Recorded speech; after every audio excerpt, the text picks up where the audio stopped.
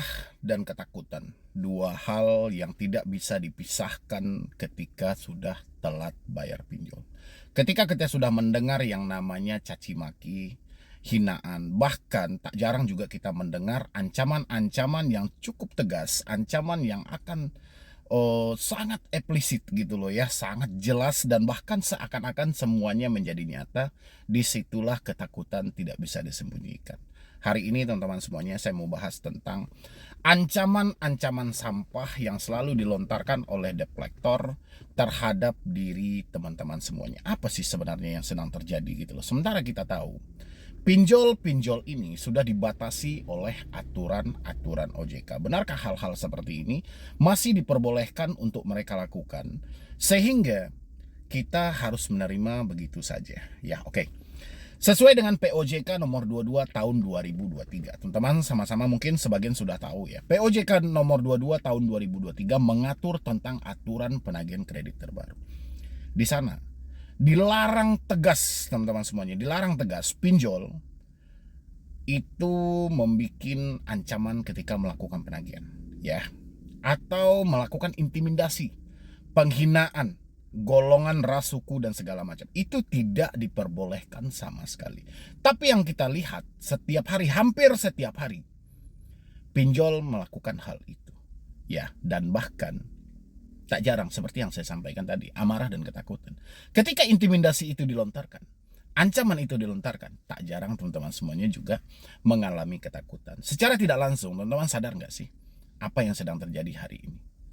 Yang terjadi hari ini adalah teman-teman semuanya yang memberi kesempatan terhadap pinjol-pinjol ini atau terhadap debt collector ini untuk mereka terus-terus melakukan hal yang sama.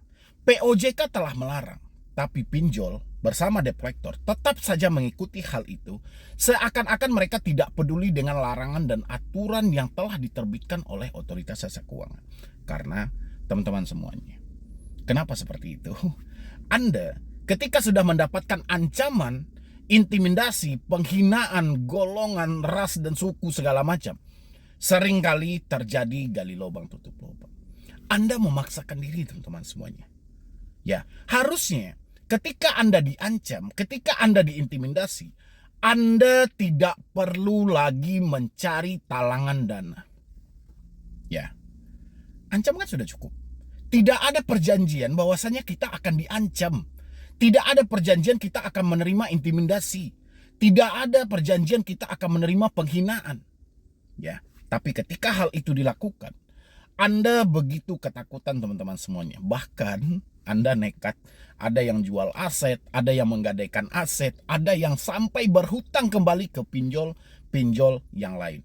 Inilah kenapa hal itu masih dipakai sampai detik ini. Walaupun ini sudah dilarang oleh otoritas jasa keuangan, tapi tetap aja ini menjadi sasaran empuk.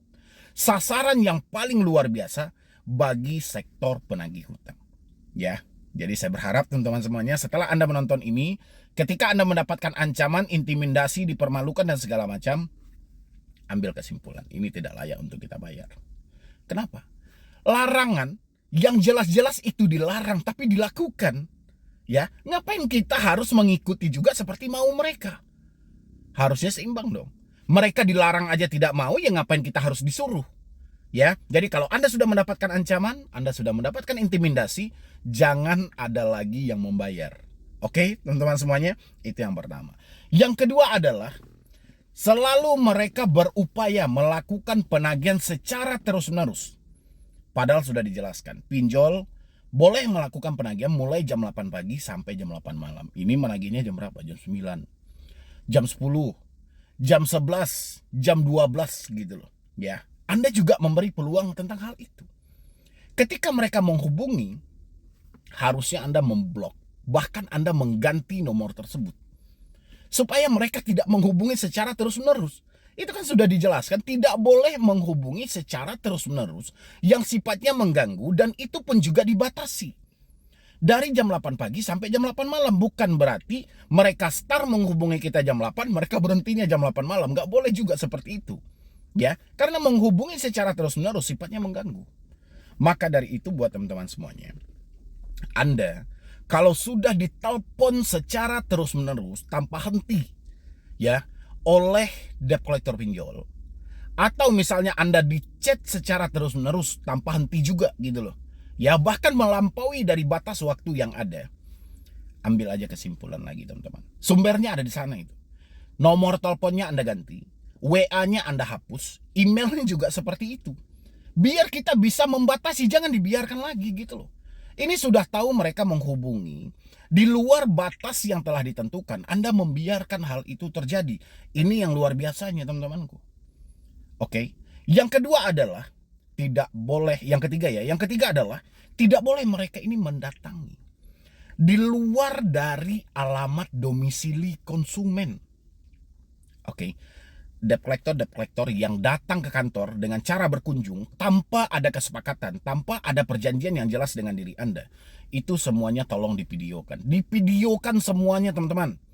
Setelah Anda videokan, Anda laporkan kepada otoritas jasa keuangan dan Anda boleh kirimkan kepada Medibroni melalui email medibroni091@gmail.com, atau Anda bisa melalui Instagram yang ada di layar Anda. Ya, atau Anda juga boleh langsung gitu loh. Anda bisa menghubungi saya di nomor WhatsApp. Anda tinggal klik tombol gabung di sebelah tombol subscribe. Anda menjadi membership di channel ini. Biar sama-sama kita viralkan debt collector yang tidak tahu aturan. Ya, pihak-pihak ketiga yang menjalin kerjasama dengan pinjol tapi tidak tahu dengan aturan mana yang diperbolehkan dan mana yang tidak.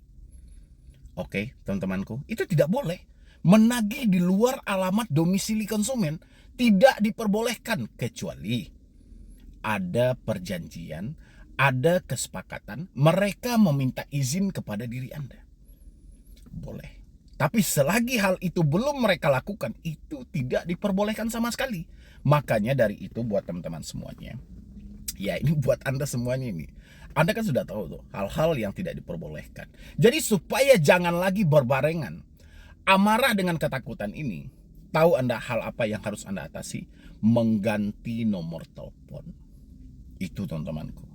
Kalau nggak akan seperti ini aja, amarah akan berbarengan dengan ketakutan yang merugi diri Anda. Anda akan rela-relaan, Anda akan nekat-nekatan, gali lubang tutup lubang. Bahkan ya, Anda tidak akan percaya kata orang lain. Kayak gitu teman-teman. Tapi kalau Anda sudah bisa memutus komunikasinya, misalnya teleponnya Anda ganti, nomornya, WhatsAppnya Anda hapus, emailnya juga seperti itu, saya rasa hal-hal yang seperti yang saya sampaikan tadi tidak akan pernah terjadi. Ancaman tidak masuk, intimidasi juga tidak, mempermalukan juga tidak dapat gitu loh. Semuanya tidak masuk. Tinggal sebenarnya makanya yang saya sampaikan tadi teman-teman, itu sebenarnya dari tangan Anda semua. Ya. Dari tangan Anda bisa mengatasi hal itu gitu loh. Cuman Anda nggak sadar aja bahwa Anda masuk dalam permainan pinjaman online. Pinjol itu, kalau Anda biarkan nomor Anda itu aktif, WhatsApp Anda aktif, email Anda aktif, mereka sangat pintar membangun drama. Mereka bisa membikinkan sedramatis mungkin. Bayangin teman-teman semuanya. Sedramatis mungkin dia bisa mengelabui cara Anda berpikir supaya Anda ditumbangkan seketika itu. Karena dia tahu kan, orang yang telat bayar pinjol itu berusaha menutupi dari orang sekitar. Ya nggak sih? Tidak pengen jujur kan? Tidak pengen orang tua tahu. Dia nggak mau jujur, intinya nggak mau jujur gitu loh. Tidak mau teman-teman atau saudara mereka tahu gitu loh. Dan inilah yang dipakai oleh pinjol. Oke. Anda kan tidak mau tahu tuh hutang Anda disebarluaskan, nantinya Anda tidak pengen privasi Anda diketahui orang lain. Nah, ini yang mereka pegang. Jaminannya harga diri Anda, jaminannya nama baik Anda. Makanya ada persetan. Makanya kalau Anda memperhatikan moto solusi hutang itu, lebih baik malu sesaat daripada hancur selamanya. Data mau disebar, orang sekitar mau dihubungi, itu 1 hari, 2 hari, seminggu, 2 minggu. Ya, udah malumu sesaat itu aja. Sampai orang tahu, gitu loh. Daripada kamu mengikuti, mencicil, memperpanjang, kamu hancur selamanya. Ya enggak sih? Dengan adanya penyebaran data, kalau Anda berpikir secara normal, secara tidak langsung, Anda telah memberikan nasihat kepada orang lain untuk tidak meminjam pinjol. Inilah dampak dan resiko kalau berurusan dengan pinjol. Dengan adanya sebar data tadi, jadi sebar data yang terjadi pada diri Anda ini, ada sisi positif, ada sisi negatif. Yang penting, jangan serba ditakuti. Paham teman-teman apa yang dilakukan? Mudah-mudahan teman-teman bisa paham. Mungkin dari saya cuma itu aja. Terima kasih banyak. Ini untuk semua teman-temanku yang tidak mampu. Ingat, yang tidak mampu bayar hutang pinjol atau yang baru telat bayar hutang pinjol atau yang jatuh tempo pinjolnya per hari ini.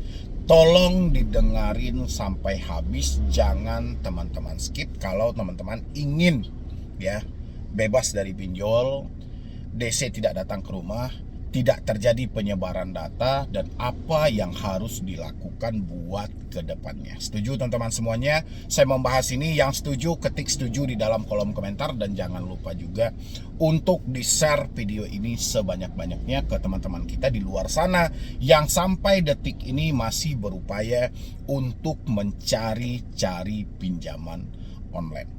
Ya, dan atau teman-teman kita yang di luar sana yang masih berupaya untuk mencari jasa-jasa yang tidak penting ya. Oke. Untuk teman-temanku yang hari ini menyatakan tidak mampu bayar, tidak sanggup bayar, saya tahu apa yang ada dalam pemikiran Anda. Meskipun saya tidak tahu 100%, tapi saya bisa merasakan arahnya kemana gitu loh.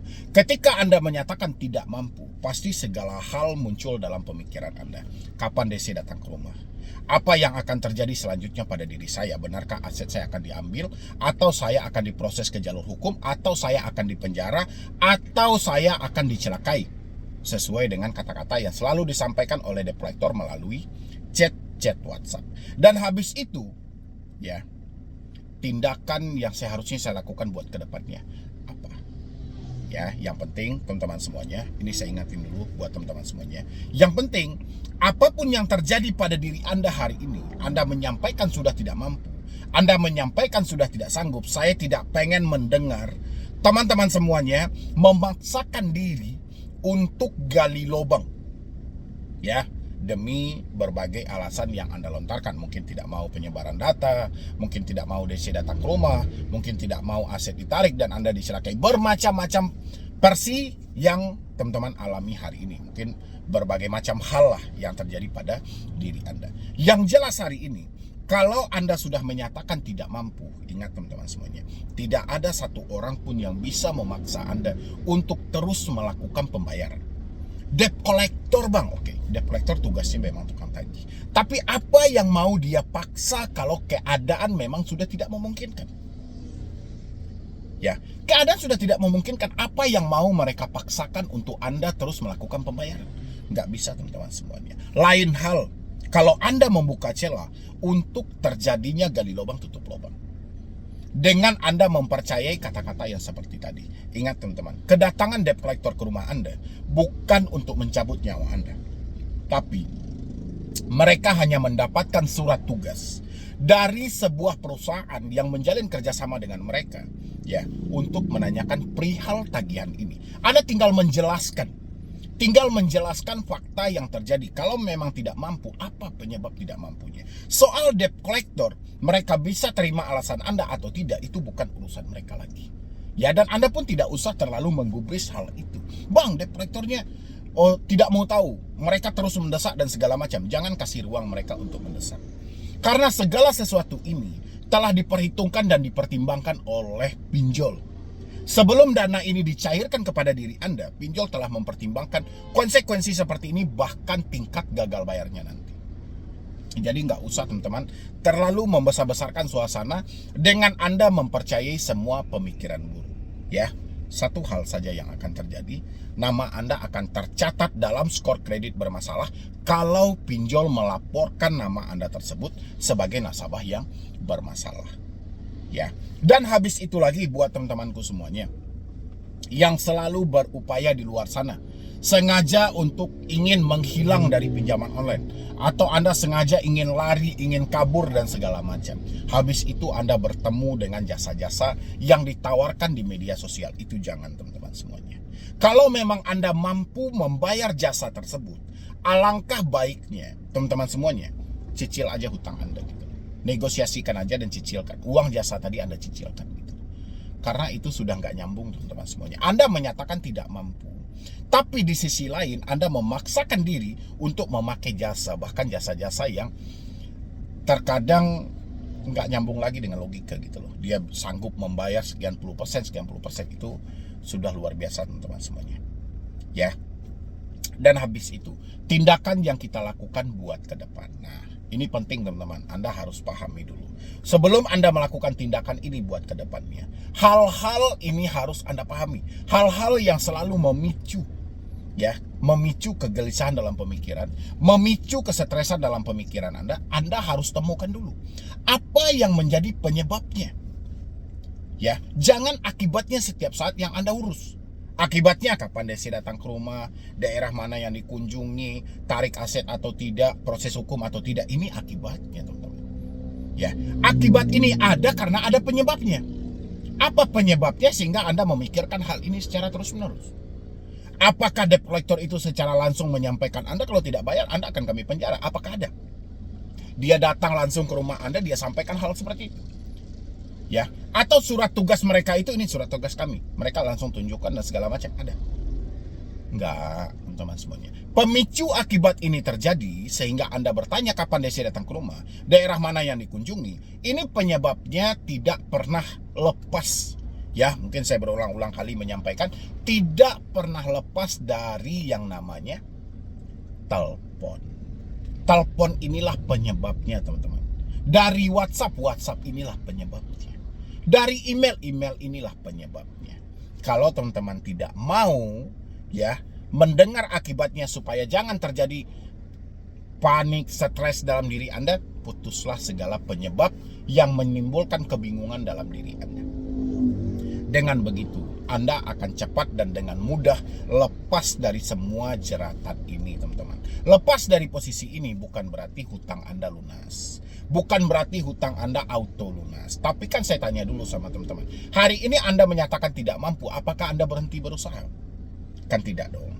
Ya, Anda tidak berhenti berusaha kan? Anda tetap berusaha kan? Anda tetap bekerja kan? Bekerja, berusaha, kumpulkan duit dan segala macam. Mana tahu suatu saat nanti yang namanya rezeki ini misteri. Ya, dan rezeki sedang berpihak kepada diri Anda dan Anda alhamdulillah ada rezeki nantinya buat ke depannya. Ya oke. Coba lirik lagi, pinjol-pinjol mana rasanya yang bisa kita negosiasi untuk membalikan pokoknya. Ya, nggak usah Anda pikirkan soal bunganya berjalan bang, dendanya berjalan bang.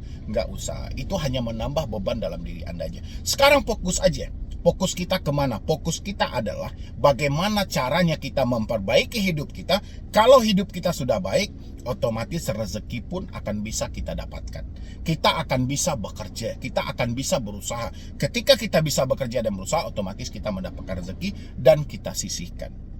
Kita sudah berusaha bang, saya sudah berusaha, saya sudah bahkan sudah 3 tahun bang, saya abaikan pinjol ini. Sudah 3 tahun saya berusaha tapi alhasil rezeki hanya untuk makan dan minum saya. Oke. Ada satu lagi hal yang harus Anda lakukan. Apa itu? Menerima dengan ikhlas, menampung dengan ikhlas semua resiko ini. Namamu tercatat dalam skor kredit bermasalah. Kedepannya kamu tidak bisa meminjam. Kamu takut tidak bisa berhutang lagi buat ke depan. Karena di beberapa orang saya perhatikan, itu sangat ketakutan ketika mereka tidak bisa lagi untuk berhutang buat ke depannya. Kalau ada yang takut tidak bisa berhutang buat ke depannya, saya sarankan jangan galbay. Ya, paksakan diri Anda terus untuk menyelesaikan ini. Yang sampai pada akhirnya nanti diri Anda pun akan ikut menyerah, keadaan pun menyerah dengan semua ini. Ya, ini terkhusus bagi mereka yang takut untuk tidak bisa berhutang buat ke depan. Tapi kalau Anda trauma dengan hari ini, saya persetan bang. Ya, kalau bisa saya ke depannya tidak bisa berhutang lagi. Ya sudah, melangkah maju buat ke depan.